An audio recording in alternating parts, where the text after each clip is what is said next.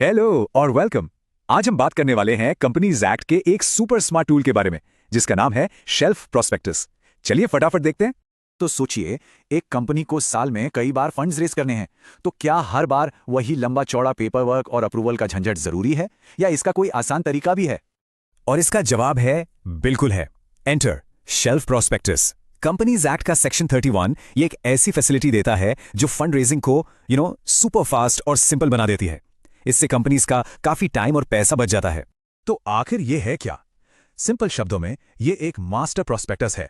मतलब एक बार फाइल किया और कंपनी पूरे एक साल तक अलग अलग टाइम पर बिना नया प्रोस्पेक्टस फाइल किए सिक्योरिटीज इशू कर सकती है। सोचो, one time approval for the whole year.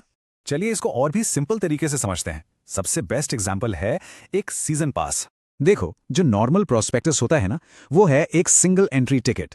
Her bar fund raise करना है तो एक नई टिकट लेनी पड़ेगी, यानी हर बार वही लंबा प्रोसेस। लेकिन शेल्फ प्रोस्पेक्टस ये है एक सीजन पास जैसा। एक बार ले लिया और पूरे साल मल्टीपल एंट्रीज, बिना बार बार लाइन में लगे। कितना एफिशिएंट है, राइट? ओके, तो इस सीजन पास को यूज करने के रूल्स क्या हैं, कौन सी कंपनीज इसका फायदा उठा सकती है और कब तक? चलिए देखते हैं।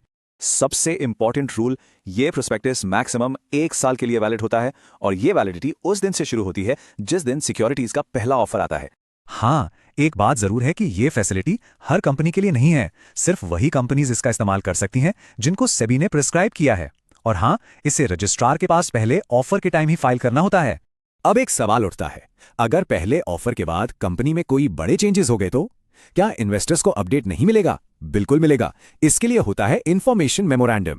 हर अगले ऑफर से पहले कंपनी को एक इन्फॉर्मेशन मेमोरेंडम फाइल करना जरूरी है। ये बेसिकली एक अपडेट डॉक्यूमेंट है। इसमें पिछले ऑफर से लेकर अब तक के सारे इंपॉर्टेंट चेंजेस की जानकारी होती है। इससे ट्रांसपेरेंसी बनी रहती है। अब इस डॉक्यूमेंट में होता क्या क्या है, जैसे कंपनी के एसेट्स पर कोई नया चार्ज लगा हो, उसकी फाइनेंशियल पोजीशन में कोई बड़ा बदलाव आया हो, या कोई भी और जरूरी चेंज, सब कुछ इसमें बताना पड़ता है। तो इस इक्वेशन को समझो, ओरिजिनल शेल्फ प्रोस्पेक्टस प्लस हर नया इन्फॉर्मेशन मेमोरेंडम। जब ये दोनों मिल जाते हैं तभी वो कानूनी तौर पर एक कंप्लीट और अपडेटेड प्रोस्पेक्टस माना जाता है। चलिए अब सबसे जरूरी बात करते हैं, इन्वेस्टर्स की सुरक्षा। कंपनी के लिए तो आसान हो गया, पर इन्वेस्टर्स का क्या? क्या उनके इंटरेस्ट प्रोटेक्टेड हैं? बिल्कुल, यहां एक सॉलिड सेफगार्ड है। मान लो इन्फॉर्मेशन मेमोरेंडम में कोई बड़ा चेंज है, तो कंपनी की जिम्मेदारी है कि वो सभी एप्लीकेंट्स को इसके बारे में बताए। और अगर इन्वेस्टर को लगता है कि ये चेंज ठीक नहीं है, तो वो अपनी एप्लीकेशन वापस ले सकते हैं।